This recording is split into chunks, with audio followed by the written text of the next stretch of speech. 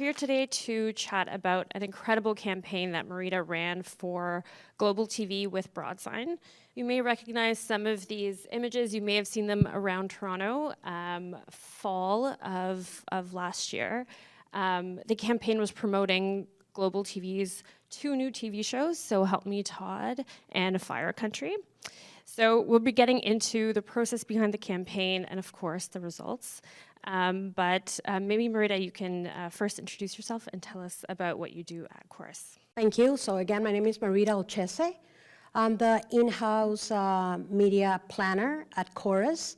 And my clients are all of Corus TV stations, mainly GlobalTV, Showcase, and W Network. So before we get into the details of the campaign itself, I wanted to chat a little bit about your transition, or Corus's transition to programmatic digital out-of-home. Like many others, sort of looking for a little bit of more flexibility during the pandemic, Corus did shift over to programmatic. Can you tell me a little bit about how things were done before at Corus? What was kind of the motivation to shift to programmatic?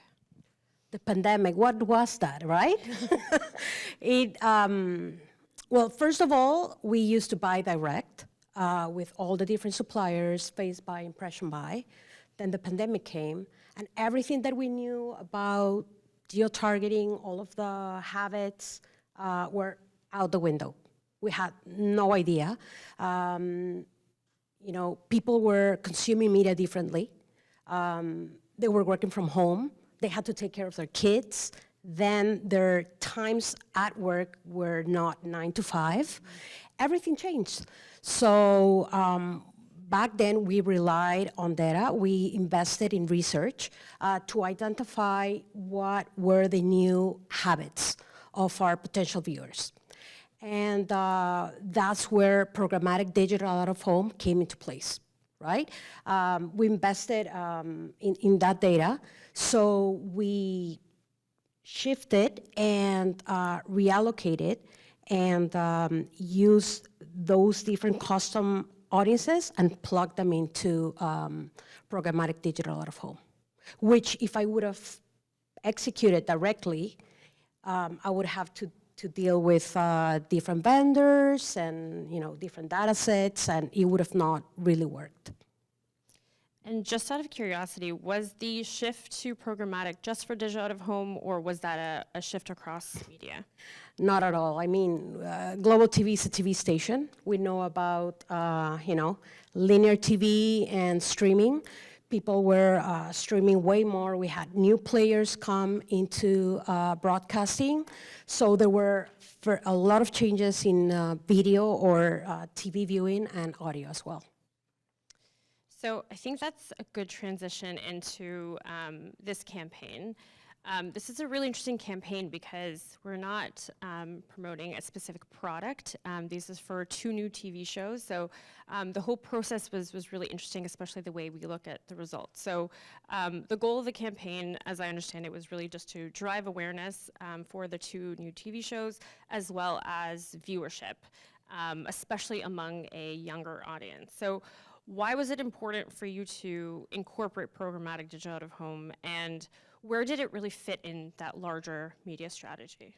Yeah, so first of all, like I said before, we invested in all of these research, not only to identify where our viewers were now, but also we wanted to conquest, right? Other viewers from other stations. That's first thing. We had different personas, different custom personas that would plug into the programmatic digital out-of-home of Broadsign platform. And one of our really sought after demos and part of our custom personas are the streamers, right? And the millennials.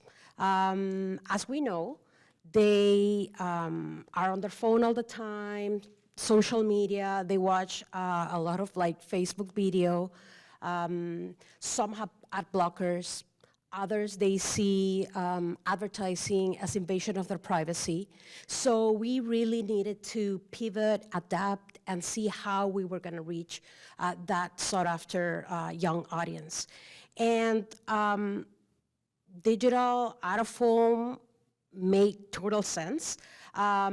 We not only leverage static creative, but we also leverage video, right, on indoor screens because of the bylaws here in Toronto.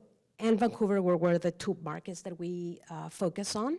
So we got the trailer in front of them, where they were out and about and playing, having fun, or doing whatever whenever they were outside of their homes, right? In our case, like you've said before, we don't sell products or services. It's actually shows, right? So our job is to get those audiences to watch the premiere.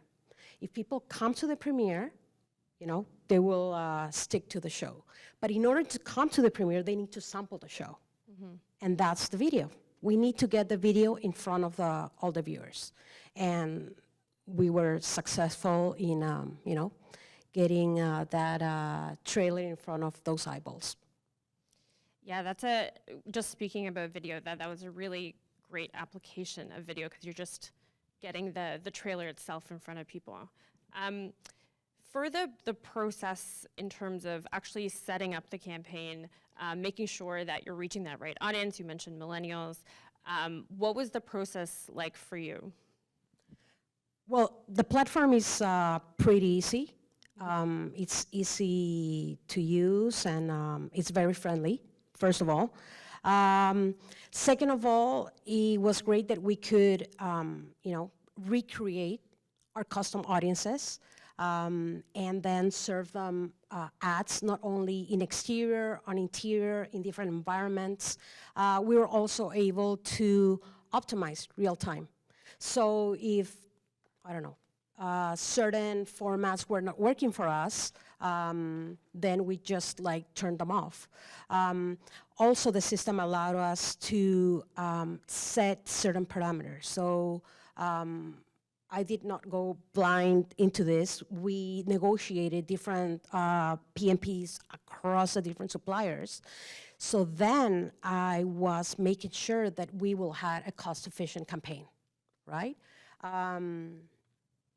That's pretty much it in a nutshell. It was easy, and what I really liked, it was, again, that real-time option that you can just shut something down if it's really not working and just move dollars to whatever is working best. Okay, so you're telling me programmatic digital out of home, easy to use. We have it on camera now, so. Yes. I personally wasn't involved with the setup of the campaign itself, but I was involved with the brand lift study. So Broadsign ran 2 brand lift studies to measure the effectiveness of this campaign. Both brand lift studies, one for each show, ran for 2 weeks in Toronto and Vancouver. So I wanted to show some of the results that came out of the campaign. Sorry, I'm gonna have to crane my neck a little bit. So starting with Fire Country, we saw 56% of respondents of the survey recalled seeing the ad around the city. And there was a 7.5x intent to watch the show. For So Help Me Todd, 53% of respondents recalled seeing the ad around the city, and there was a 10x intent to watch the show. So, of course, really amazing results that came out of the brand lift study. But ultimately, the numbers are nice, but we obviously care about if these results really were reflected in opening day. So is that what you saw? Did the 10x and the 7.5x number, did you see those numbers with opening day or opening week? So I think we were talking about the power of digital out of home, right? I think those numbers said a lot. Indeed, there were great numbers. We also executed a couple of brand lift studies of our own, third party, and our numbers were in line with what Broadsign gave us. This was the first time that out of home, in general, had a higher ad brand recall than TV. Right? We do execute TV campaigns across our stations. And this is the brand lift study. It goes out with every single campaign. And again, it was the first time that, it beat all records. Also, people went to the premiere. Not only they watched the premiere, but we surpassed our projections. And overall, both shows were top on their time slot, and they also appeared on the top TV rankers.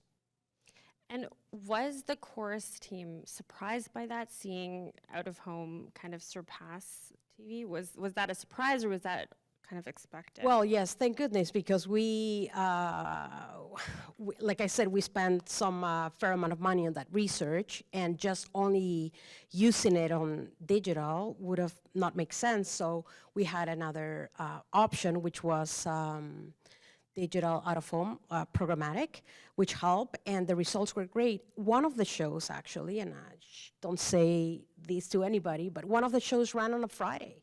And Friday is a dead fish for broadcasters. And the show did well. It was the #1 on their time slot. And I was like, oh my God, that's great. We were like, why we're investing? But, it worked. What do you think, if you had to say, what would you say is sort of the reason for the success of this campaign? I know you've run maybe similar campaigns in the past, but was there something specific or unique about this one? I think it's a combination of things, right? The pandemic, it brought uncertainty. We tried to pivot, find new ways. Like I said, we invested in this data. We had to play it smart, not just advertise for the sake of advertising, but be very smart and very tactical where we put our dollars. To me, data is king. Right? For me, that's one of the best things, and be able to put that video in front of our audience, right? Whenever they were, having a beer with the friends at the resto bar, maybe at the cinema, or I don't know, cutting their hair at the gym, etc. Right? It's always about where you hit the consumer, the potential viewer. It's not just putting advertising in front of them. Is you have to be part of their journey, right? And sampling the trailer was key. So, of course, the campaign was a big success, but are there any sort of key learnings or anything you would do differently for future campaigns? Well, now I'm well informed about, for this type of genre and this type of shows, what formats work better, for which demographic, in what markets, the timing as well, right? You would think for professionals, maybe it's best in the morning, in the afternoon. Guess what? No, the pandemic, that's out of the window. So now there's new habits. Now, I think we're still learning about it, right? So now I know I'm gonna start fresh with the things that worked, right? Could I done anything differently? To be honest, not really. It was part of my video/test budget in order to have like a good campaign, right? I put a big chunk of our budget into it. Yeah, I think video's the big theme today. Well, yes, for us, I mean, video is what we need. We need to get that trailer in front of the viewer. If you don't see a trailer, how do you know if you're gonna like a show? Just because maybe somebody tell you about, but then you're gonna go and search and watch the trailer. If you like it, you're gonna watch it. If not, forget it. I know we're almost out of time, and I know we wanna keep some time for audience questions. So just my last question for you. I took a peek at the brief for this campaign, and there was quite a bit of emphasis on doing new things or looking at out-of-the-box ideas for digital out-of-home. When it comes to the future, I know we've talked about this a little bit today, but when it comes to the future, what are you most excited about seeing when it comes to digital out-of-home? Okay, so like I said before, for us, we don't sell products. We don't have ROI necessarily with, our advertising. For us, reach is king. So, I mean, it would be ideal to be able to, be able to calculate reach across all of our digital. And when I'm talking about digital, I'm putting everything. Display, OLV, social, digital out of home, connected TV, audio, all of that together. That will be amazing for us to get that. I'm also excited about anamorphic creative, not only executed on those special, curved screens, but I know that in Europe they're executing on flat screens, on mobile, on different type of screens. So I'm actually investigating a little bit about it, and hopefully you're going to see that this fall. And then we'll submit it for an award too. Yeah. Okay, well, I think that's everything. Thank you so much, Marita, for being here. And My pleasure. for being